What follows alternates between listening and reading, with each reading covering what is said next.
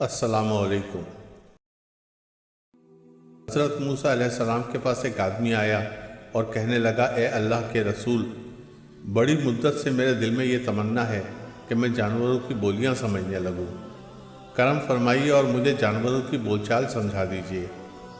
حضرت موسیٰ علیہ السلام نے فرمایا، انسان اور جانوروں میں شامل ہونے کی تمنا نہ کر۔ لیکن وہ اپنی ضد پر قائم رہا اور یہی کہتا رہا، حضور میرا یہ شوق پورا کر دیجیے۔ آپ نے فرمایا، خدا تعالیٰ کی ہر بات میں کئی حکمتیں ہوتی ہیں۔ انسان جو جانوروں کی بولیاں نہیں سمجھتا، اس میں کئی فوائد ہیں۔ اس نے کہا، کچھ بھی ہو میرا شوق پورا کر دیجیے۔ حضرت موسیٰ علیہ السلام نے خدا سے عرض کی کہ الہی، یہ شخص اپنی ضد سے باز نہیں آ رہا، میں کیا کروں؟ خدا نے فرمایا، ہم کسی کی دعا رد نہیں کرتے۔ اس سے کہہ دو کہ اچھا، ہم تمہیں جانوروں کی کلام کی سمجھ عطا فرما دیتے ہیں، لیکن اگر اس کا انجام اچھا نہ ہوا تو اس کے تم خود ذمہ دار ہوگے۔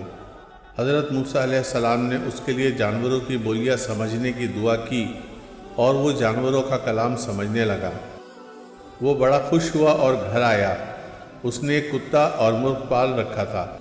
ایک اس کی خادمہ تھی۔ کھانے کا وقت آیا تو خادمہ نے دسترخوان بچھایا اور کھانا چنا۔ وہ شخص جب کھانا کھا چکا تو خادمہ نے دسترخوان جھاڑا۔ گوشت کی ایک بوٹی دسترخوان سے گری تو مرغ نے جھٹ سے اسے اٹھا لیا اور کتا منہ دیکھتا رہ گیا۔ کتے نے مرغ سے شکوہ کیا کہ تو دانہ دن کا چن کر پیٹ بھر سکتا ہے، بوٹی میری خوراک تھی، تو نے اسے بھی کھا لیا۔ اسے تم میرے لیے رہنے دیتے، میں بھوکا تھا مگر میری خوراک تم کھا گئے، تم پر بڑا افسوس ہوا۔ مرغ نے جواب دیا، غم نہ کر، کل ہمارے مالک کا بیل مر جائے گا، جی بھر کر اس کا گوشت کھانا۔ مالک نے یہ بات سنی تو اسی وقت بیل فروخت کر دیا تاکہ یہ مرے تو خریدار کے گھر جا کر مرے اور میں نقصان سے بچ جاؤں۔ چنانچہ ایسا ہی ہوا، بیل کی قیمت اسے وصول ہو گئی اور بیل دوسرے روز خریدار کے گھر جا کر مر گیا۔ دوسرے روز کتے نے مرغ سے پھر شکوہ کیا کہ بیل تو مالک نے بیچ ہی دیا ہے، میں آج پھر بھوکا ہی رہا۔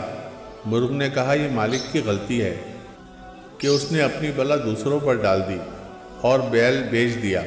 اب سنو کہ مالک کا گھوڑا کل مر جائے گا، تم جی بھر کے اس کا گوشت کھانا۔ مالک نے یہ بات بھی سمجھ لی اور اسی روز گھوڑا بھی بیچ ڈالا تاکہ اسے کوڑے کی قیمت مل جائے اور نقصان دوسرے کا ہو۔ چنانچہ گھوڑا دوسرے روز خریدار کے ہاں مر گیا۔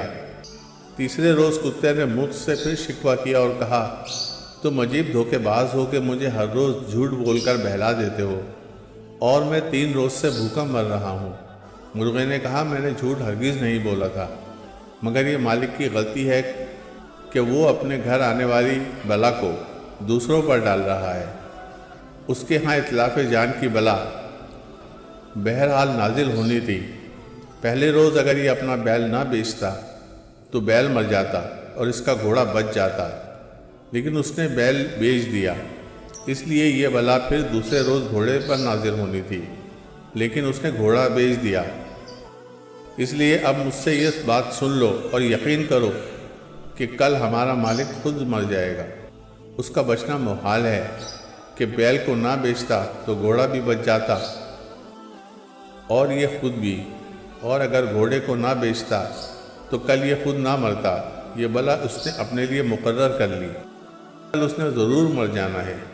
اس کے مرنے پر غریبوں کے لیے بہت کچھ پکے گا، کل جو چاہو گے کھاؤ گے۔ مرغ کی یہ بات سن کر اس آدمی کے ہوش گم ہو گئے۔ بیل اور گھوڑے کو تو وہ بیچ کر نقصان سے بچ گیا، لیکن اب اپنے لیے وہ کیا کرتا؟ گھبرایا ہوا اور سہما ہوا حضرت موسیٰ علیہ السلام کے پاس آیا اور کہنے لگا، حضور دعا کیجئے میں موت سے بچ جاؤں۔ موسیٰ علیہ السلام نے فرمایا، اب یہ مشکل ہے، تمہارے گھر ایک موت کا وارد ہونا لکھا جا چکا تھا اور یہ موت بیل پر آنی تھی، لیکن تم نے بیل کو کھسکا دیا۔ اب موت کو گھوڑے پر واقع ہونا تھا، تم نے اسے بھی کھسکا دیا، اب اس کے لیے تم ہی باقی رہ گئے ہو، اب تمہارا بچنا محال ہے۔ یہ بات جو تمہیں اب معلوم ہوئی ہے، مجھے اس کا علم پہلے ہی سے تھا، اس لیے میں تمہیں اپنی ضد سے باز رہنے کے لیے کہتا رہا، مگر تم نہ مانے۔ اب مرنے کے لیے تیار رہو۔ چنانچہ دوسرے روز وہ مر گیا۔ اگر وہ پیغمبر کی بات مان لیتا اور اس مہلک شوق سے باز آ جاتا تو یقیناً وہ بچ جاتا۔ دوستو، اگر آپ کو ویڈیوز پسند آتی ہیں تو پلیز اس کو لائک، شیئر اور سبسکرائب کریں۔ شکریہ۔